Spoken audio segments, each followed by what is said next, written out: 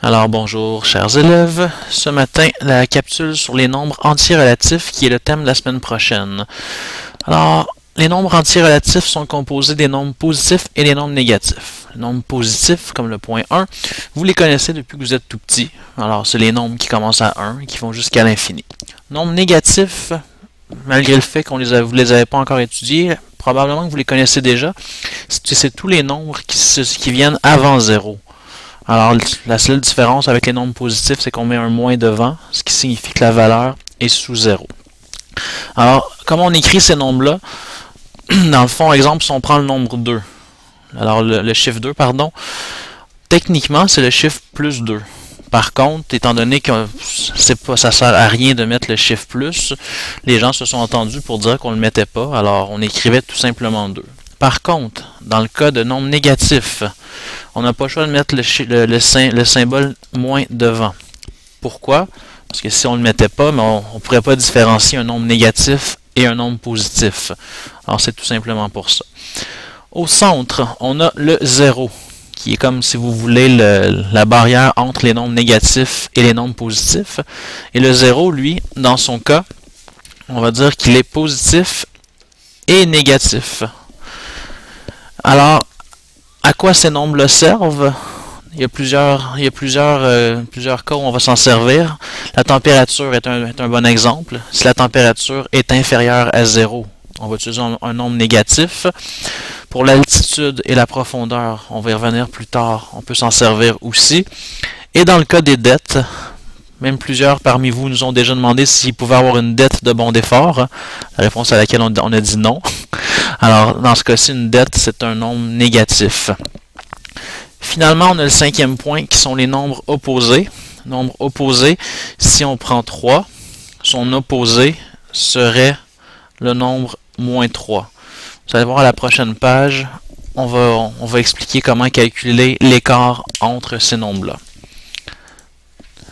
Donc ici, on a une droite avec le 0 qui est au centre. Comme on vous disait tout à l'heure, le 0 est comme la barrière entre les négatifs et les positifs. Vers la droite, on va toujours représenter les nombres qui sont positifs. Si vous regardez, il n'y a pas le plus devant le 1, le 2, parce que c'est inutile de les mettre. De l'autre côté, on a les nombres négatifs qui s'écrivent toujours vers la gauche. Alors pourquoi? Parce que c'est plus petit que 0. Alors, on les place à la gauche. Je parlais tout à l'heure des écarts. Si je prends moins 6 et 6, pour calculer l'écart entre les deux, la façon la plus simple, c'est de se rendre jusqu'à 0. Alors de moins 6 à 0, on a une valeur de 6. Et de 0 à 6, on a aussi une valeur de 6. Donc, si on additionne, ça veut dire qu'entre ces deux nombres-là, il y a un écart de 12.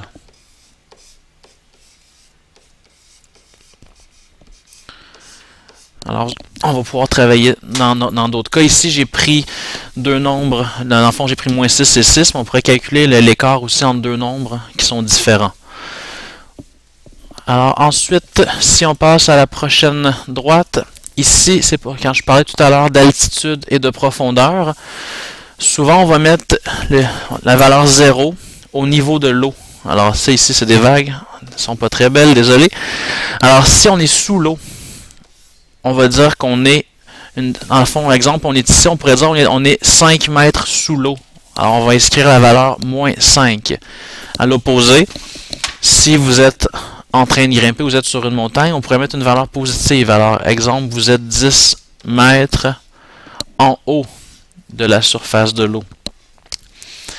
Alors, ici aussi, on va pouvoir calculer des écarts. Finalement, quand on parle de température, j'avais oublié de mentionner tout à l'heure, plus le nombre est petit, plus il fait froid. Il faut faire attention parce que, alors, si on vous dit il fait moins 15, c'est tout petit. Par contre, moins 15, c'est beaucoup, beaucoup plus froid qu'une température de 15. Sauf que ça, même si je l'explique, la majorité d'entre vous le savait déjà. Par contre, c'est important de le noter. Alors, on arrête pour maintenant et il y aura une prochaine capsule éventuellement.